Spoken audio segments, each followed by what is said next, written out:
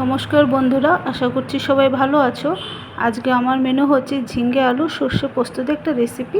চলো, প্রথমে ঝিঙ্গেগুলিকে আমি কেটে নিয়েছি, আর এখানে সর্ষে পোস্ত লঙ্কা পেস্ট করে নিয়েছি। আর একটু আমি আলু দেবো, যেহেতু একটু আলুটাকে আমি ভেজে নিচ্ছি এখানে লাল লাল করে। তারপর এখানে আমি কালো জিরে, তেজপাতা, শুকনো লঙ্কা ফোড়ন দেবো।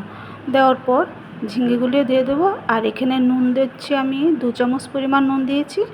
আর এখানে হলুদ দিয়েছি আমি 1 চামচ, আর একটু সামান্য দিয়ে সবগুলিকে একসাথে মেশাবো।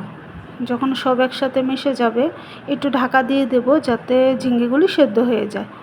তো যখন ঝিঙ্গেগুলি প্রায় সেদ্ধ হয়ে যাবে, তখন আমি তাতে যে ভেজে রাখা আলুগুলিও দিয়ে দেবো।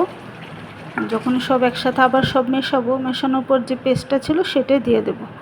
দিয়ে দেওয়ার পর একটু যখন ফুট আসবে, তখন আমি তাতে একটু সামান্য পরিমাণ, বেশি দেব না, এভাবে করে দেখো। এই পোস্তর সাথে একটু সর্ষে দিলে খুবই সুস্বাদু হয়।